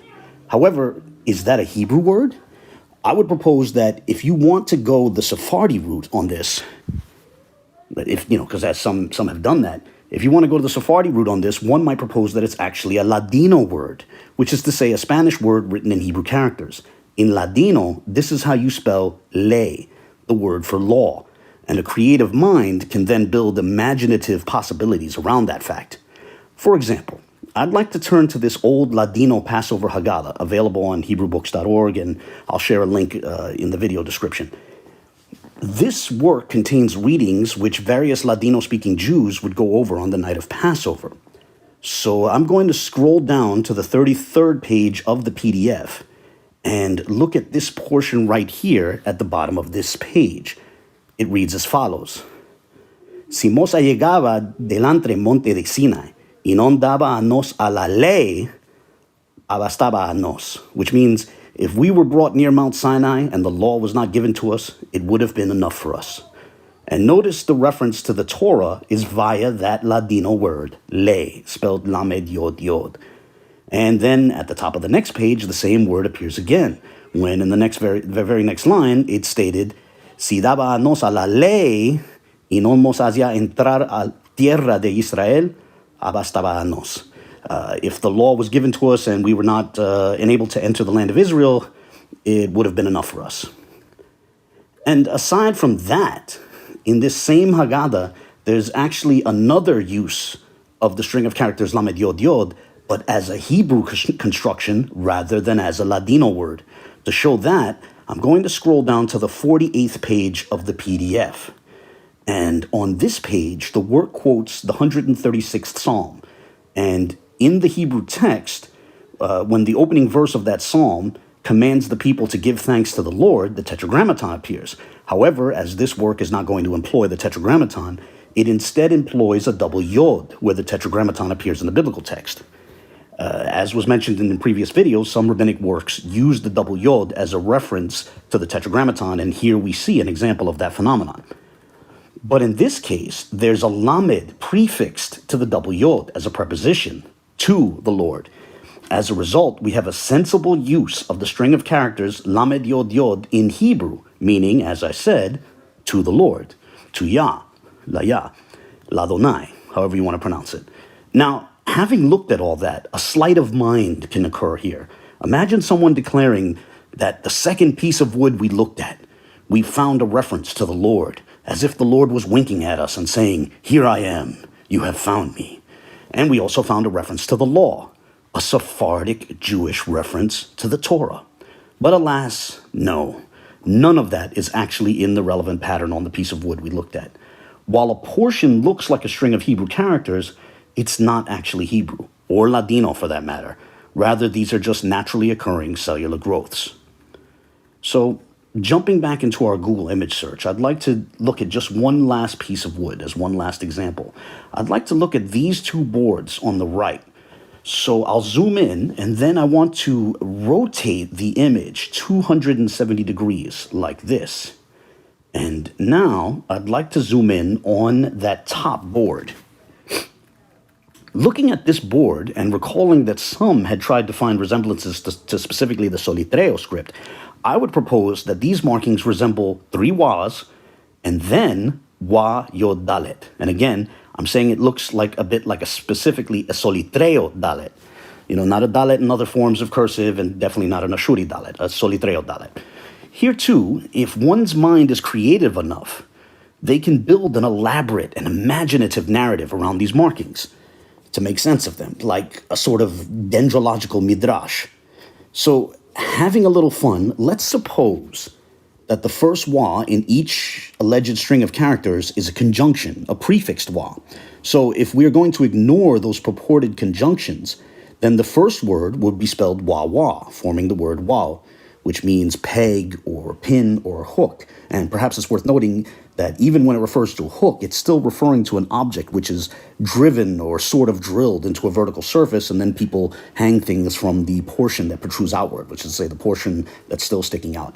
And then the second word, again, if we ignore what is allegedly a prefix wa, would be yod dalet, spelling yad, the Hebrew word for hand. Regarding that first word, wow, some like to interpret it as meaning nail.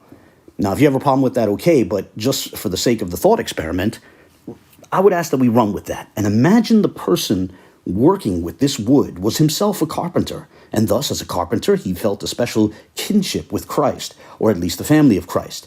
Perhaps that hypothetical carpenter wrote these supposed words as part of a meditation on elements from the Passion.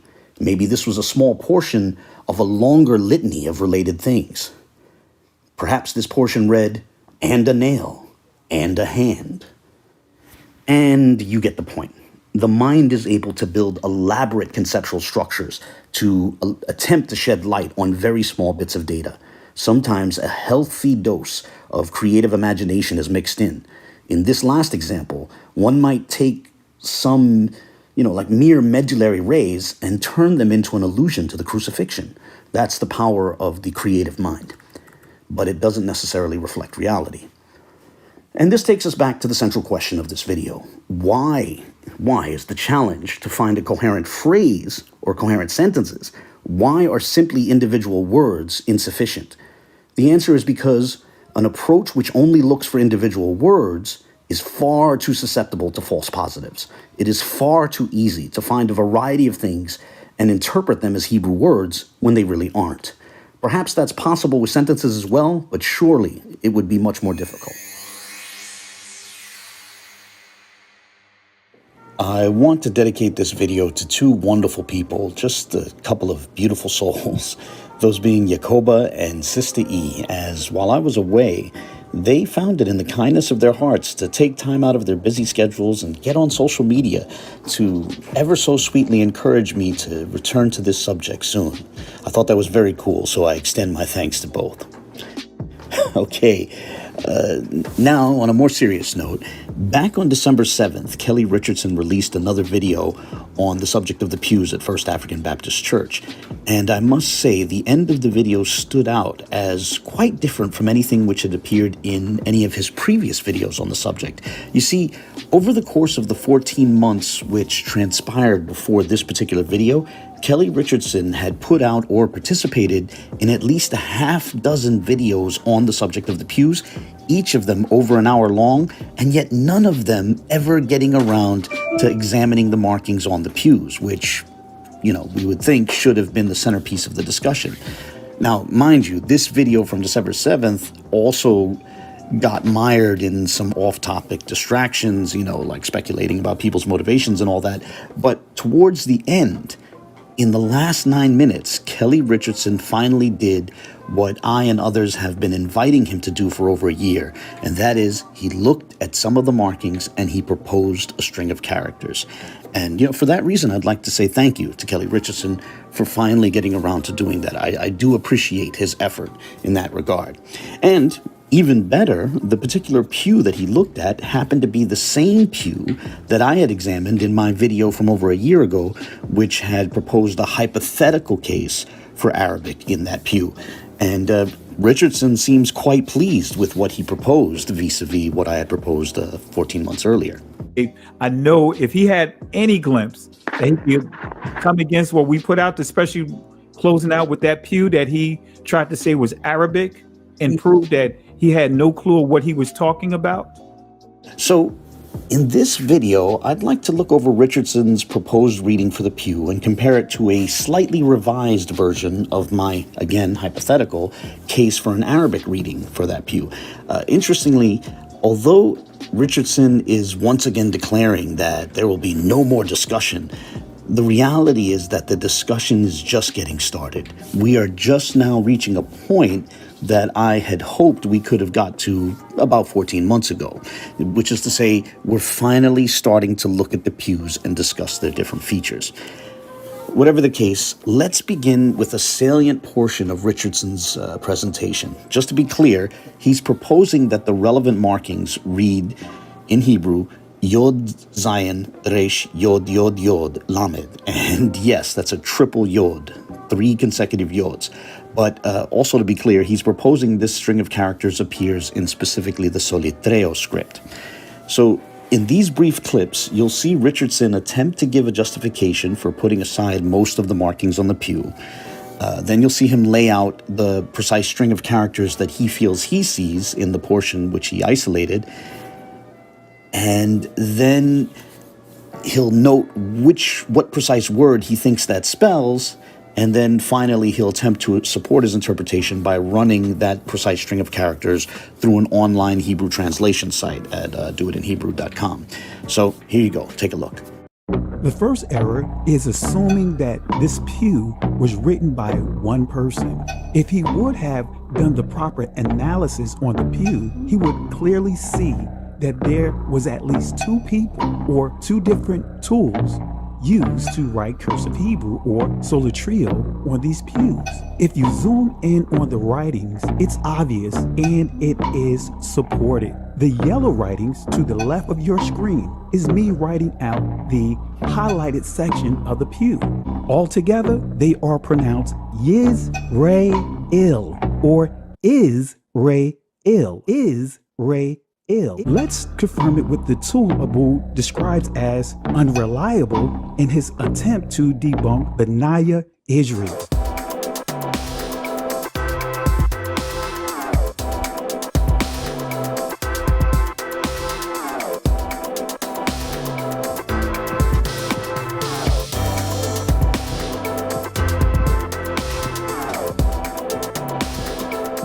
Let me begin by first thanking Kelly Richardson for finally presenting, a string of characters. I do honestly appreciate it, as that is the most central aspect of the discussion over what appears on the pews. Now, let's start with his assertion that the portions he doesn't want to look at were written by a different person or with a different tool. Now, notice that he didn't present any argument for that position. Rather, he just simply asserted it. And honestly, in the absence of an argument in favor of that claim, I see no reason to accept that premise. It seems to me that it's probably the case that he came up with that line of argumentation simply because he finds those portions difficult to interpret, and thus he wanted to avoid them. While I await further elaboration from Kelly Richardson on this premise, if I had to guess, I would guess that he would probably hinge his argument on the lines being thinner or thicker than others, or having different levels of, opacity. But the truth is, if I were making markings, whether I was using a paintbrush or a knife or a screwdriver or various other tools, I could make lines with different levels of thickness and thinness, and also different levels of impression, how opaque something is, how hard I press, etc. Whatever the case, if we just focus on the stretch of the pew that has markings, right? I'm going to put this in this square here, this rectangle. If we just focus on the portion that has markings, we can see that Richardson cast aside a majority of those markings. The portion he wants to focus on only covers about 38% of this stretch. The portion on the left covers about 24% of the stretch, and the portion on the right covers another 38% of that stretch. So Richardson put aside and ignored more than half of the markings on this pew. He literally ignored most of the markings. He literally ignored most of the pew. Now, in contrast to that, I'm going to represent a hypothetical case for Arabic on this pew, and I'm going to try to incorporate the portions that Richardson ignored. The first thing I want to do is go to Google Images and pull up something to compare the markings to. So I'm going to type in Surat and Nas calligraphy. And I'll just choose this top middle image. So this is the 114th chapter of the Quran, the last chapter of the Quran according to its current organization. And I'm going to skip past the top portion, which has the basmala and the first verse of the chapter, and I'm just going to focus on this portion right here, which has the second and third verses of the chapter. The portion on the right is from verse 2, and it reads, Malikin Nas, the ruler of mankind. Now, I'm not really going to be looking at this verse in this video, but it will have some minor relevance towards the end. My main focus is going to be on the portion on the left, which is the third verse, which reads, Ilahin Nas, the God of mankind. I'll be comparing this Quranic text to what appears on the particular pew we are examining in the video. So, returning to the pew, I'd like to first look closely at this portion here.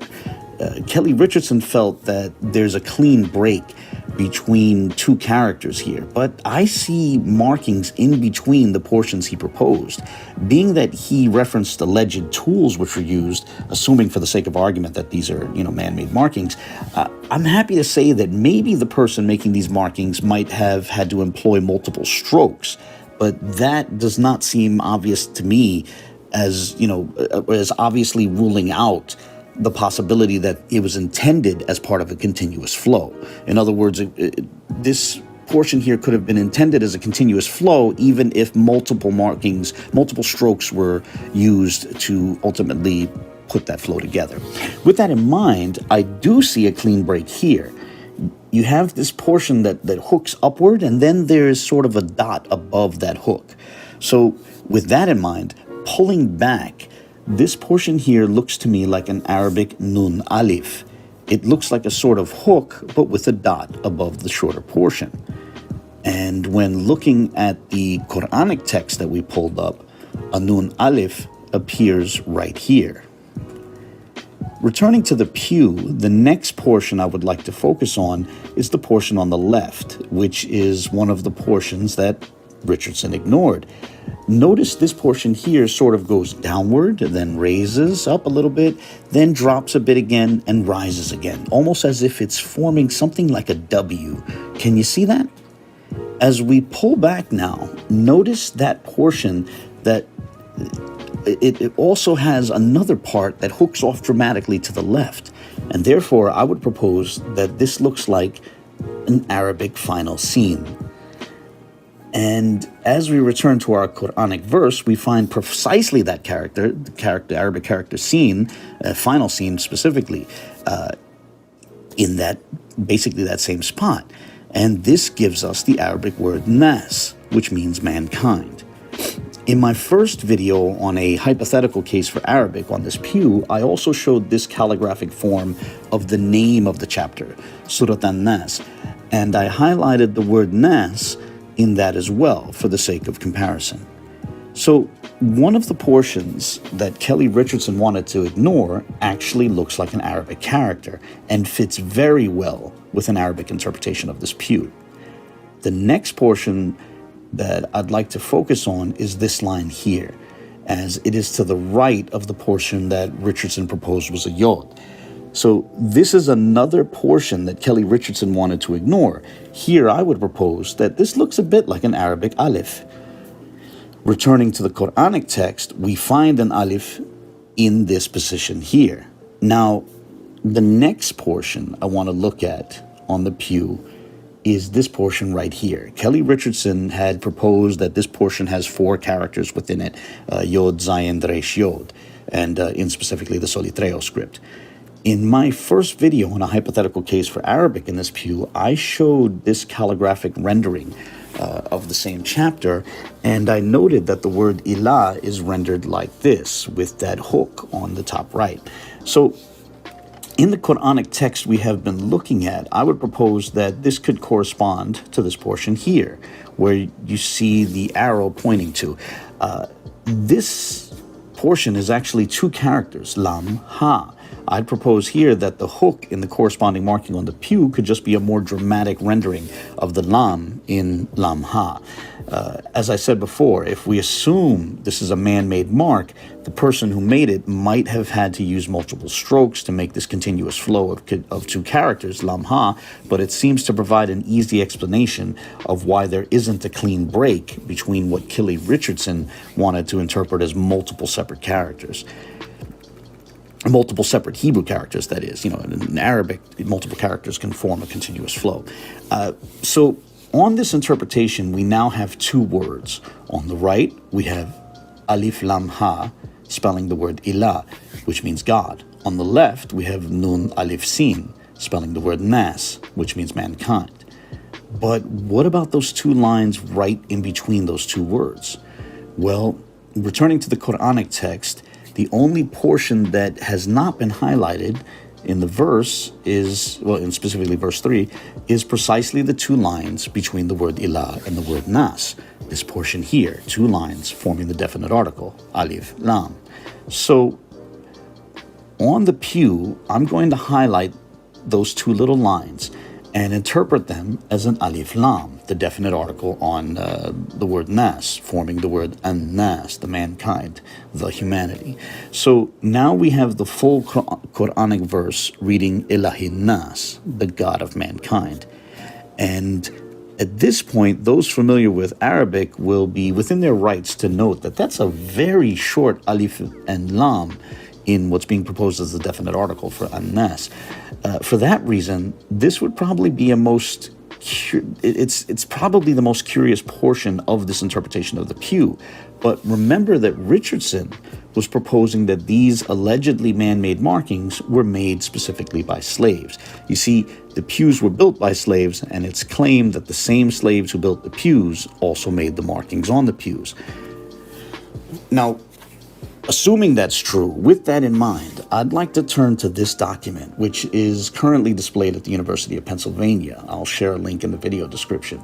This is a text which a slave in Haiti wrote in the 1700s. What you see here was the slave's attempt to write the Arabic text of the 112th chapter of the Quran from memory. Now, this is helpful because not only because it's an example of Arabic written by a slave in the Americas, but more specifically because it's from the shorter, easier to memorize suwar or chapters at the end of the Quran. See, I'm proposing a hypothetical case for a portion of the 114th chapter of the Quran on the relevant pew, and here we see the 112th chapter of the Quran.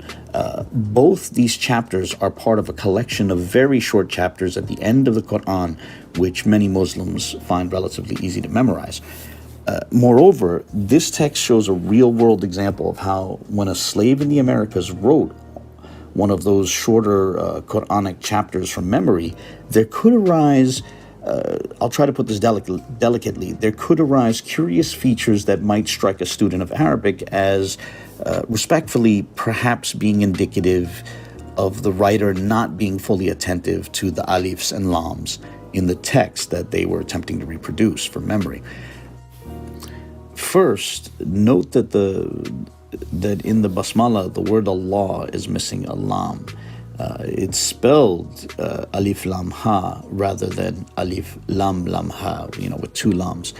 In fact, every single time the word Allah appears in this text, it's spelled this way, as you'll see as we go through it. Also note that the alif and lam in Allah here are shorter than the ba, which begins the basmala. As we move more into the text, note that the alif in the definite articles of both Ar-Rahman and Ar-Rahim are not visible, seemingly sublimated into the lams of those titles.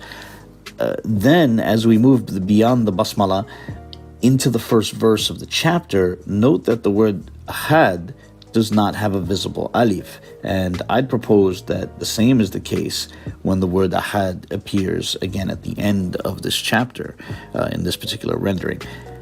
So moving on to the next verse, the lam in as-samad is part of the definite article in as-samad. is not visible. Perhaps it's been sublimated into the character Sad. Now, after that phrase, Allah Samad, the text becomes less clear, but I'd like to jump to the last verse, or better put, the fourth verse, which reads, وَلَمْ يَكُنْ لَهُ كُفُوًا أَحَدٌ. On a side note, it's curious that both yakun and kufua seem to be spelled with a qaf rather than a kaf, but I want to focus on the word lahu. Notice how short the lam is in lahu. It is very, very short. And meanwhile, the lam at the start of the verse is dramatically long. The point of this look at the text is to note that we have a real-world example of a slave in the Americas writing one of the shorter suwar from the end of the Quran and from memory. And we see that when this happened, the approach to specifically alifs and lams does not always seem consistent, or, because it has different lengths and perhaps even different styles at different points. So returning to the pew we were looking at, yes, on this proposed reading, the alif lam of the definite article for an-nas is very short. But we also know that this phenomenon would not be unprecedented for slaves in the Americas writing shorter Quranic suwar from memory. That said, there's still a portion on this pew that we have not addressed, and that's the portion here on the right, which Kelly Richardson also tried to ignore. This raises a question. If the markings highlighted in red produce the Quranic phrase ilahin nas, what is this marking to the right of that phrase? Well, returning to our Quranic text, note what precedes the verse we've been looking at, which is to say, we've been looking at verse 3. However, recall that verse 2 reads Malikin Nas, which is to say it also ends with the word an-nas, which ends with an Arabic final scene. With that in mind, let's take another look at the marking on the right of the pew. It does indeed look like an Arabic final scene. Now, think about the implications of this. If my proposed reading of the portion that Kelly Richardson looked at is correct, we could even expect that portion to be flanked by the letter sin on both sides. And lo and behold, the very markings that Kelly Richardson wanted to ignore look precisely like instances of the Arabic letter sin. Honestly, that's an amazing coincidence. More importantly, however, my proposed interpretation of this pew can explain precisely the portions that Richardson's approach had to avoid. Beyond that, the string of characters I have proposed is extremely well attested. It's from one of the most well-known and most memorized Arabic texts in human history. Meanwhile, the string of characters Kelly Richardson proposed seems completely ahistorical. I doubt anyone can find that string of characters in any text. Now, at this point, Richardson or, maybe one of his supporters might feel tempted to say, whoa, hold on just a minute. That string of characters was ran through an online translator and got back a translation. I've explained how that translation app works in previous videos, and I think Kelly Richardson saw those videos. Nonetheless, I'll explain it again here. The relevant translation site is at doitinhebrew.com, and when you use their site, if you enter an actual Hebrew term, the site will give you back a long, complex answer pulling entries from multiple sources. However, if you enter a string of characters which does not form a known Hebrew term, the answer section will be empty, save for a single guess made by the site. And the site makes its guesses by trying to ignore certain characters and trying to insert others, and, all within a fraction of a second. But the salient point is that if you get back an otherwise empty answer section, save for the site's guess, that means the string of characters you entered is a Hebrew term not known by any of the site's various sources. And that's significant. But let's see some examples, and then we'll take a closer look at the precise string of characters that Kelly Richardson wanted to propose. First, I'm going to enter the Num Chet, the characters nun, het, which is how you spell the name Noah in Hebrew. And as you see, we get a complex set of answers, which the site pulls from multiple sources. Now, let's change that to nun, het, het. So there's two hets. This is not a coherent Hebrew term. And notice this answer section from here is also empty. All one finds at the top is the guess, which is still Noah, as the site, in an attempt to find something similar, ignored one of the hets in the string of characters we entered. Now, for a second example, I'll enter yod het yod he, which spells yihyeh, which means he or it masculine will live.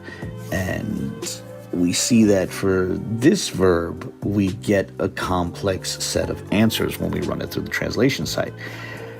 But now I'm going to go back up and enter something completely crazy. Yod het lamed yod wa het het, which is complete gibberish. That is not coherent Hebrew in the least, yet the site ignores several characters and comes up with a guess, but notice that the answer section is otherwise empty. That's the important thing to understand. Kelly Richardson, he misrepresented me and claimed that I called the site unreliable. However, I never said that. I have only argued that one has to understand how this site works. If multiple, let me put it this way. If what you enter is meaningful Hebrew, the site will give back a complex set of answers. And it pulls, those answers from multiple sources. However, when you enter something ahistorical or incoherent, that answer section will be empty. The site is still going to give back something as an approximation, or in worst case scenarios, at least a phonetic transcription into Latin characters. But when the answer section is otherwise empty, that means that the string of characters you entered is unknown to the site's various sources. So with that in mind, let's enter the word Yisrael, or Israel, which is properly spelled Yod Sin Resh Aleph Lamed. So clicking that, we see that the site gives a complex set of answers. But now let's enter the string of characters that Kelly Richardson proposed, which is Yod Zayin Resh Yod Yod Yod Lamed. Yes, the guess, the approximation based on ignoring or importing characters within a fraction of a second, is Israel. But notice that the answer section is once again completely empty. That section is empty because the string of characters which Richardson proposed is completely ahistorical. So to close out this video, let's note some of the strengths of my hypothetical Arabic interpretation of the relevant pew, as contrasted with the weaknesses of Kelly Richardson's Soletreo Hebrew interpretation of the same pew. First, the Arabic interpretation of the pew explains most of the markings. It explained almost every mark on that pew, whereas Kelly Richardson's approach has to ignore most of the markings. He literally tried to avoid more than half of the markings on the pew he was interpreting. Second, the Arabic interpretation of the pew produces a coherent phrase, whereas Kelly Richardson's approach offered a single word, and that one word strains credulity. It's hard to take seriously. Third, the Arabic interpretation of the pew produces a phrase which is well attested in historical Arabic literature. It's a phrase from the Quran, the most well-known work in all of Arabic literature. Meanwhile, Kelly Richardson's string of characters seems to lack any textual witness. It seems completely ahistorical. Finally, fourth, the phrase produced by the Arabic interpretation of the pew is from the shorter suwar at the end of the Quran, and we have evidence of slaves in the Americas writing parts of those suwar from memory. Meanwhile, I seriously doubt that Kelly Richardson can find his proposed term in any corpus, much less any known slaves. Now, For the 13-month period between October of 2019 and November of 2020, I repeatedly said that whatever the weakness of my hypothetical case for Arabic on that pew, I nonetheless made a stronger case for Arabic than any case that had been made for Hebrew. That upset Kelly Richardson, but it was said because during that time period, no one had ever made a public attempt to, transcribe what they think appears on the pews. But since November, a few people have made attempts to propose Hebrew on the pews, Benaiah Israel being the first, and for that reason, I continue to respect the paradigm shift he ushered in. But even now, when comparing my latest Arabic interpretation of this particular pew to Kelly Richardson's Soletreo Hebrew interpretation of the pew, we can still honestly say that a stronger case has been made for Arabic than has been made for Hebrew. One side is proposing a coherent, well-attested historical Arabic phrase, while the other is proposing a single, barely coherent historical word. Now, at this point, I imagine someone will want to ask if any scholars back this Arabic interpretation of this pew. My answer is I'll cover that in my next video on appeals to scholars, where we will also look at Kelly Richardson and his team's appeal to a new scholar. But for now, permit me to again put up the disclaimer that however strong this video's case for Arabic might seem, I'm still not definitively claiming that there is any language on this pew. This was, as I repeatedly said, a hypothetical case for Arabic. I do believe there's something to be said about a creative mind's ability to see patterns that are not actually present, based on, familiar features and familiar, as I said, patterns. On that note, I'll close here. I definitely look forward to the comments of others. God bless.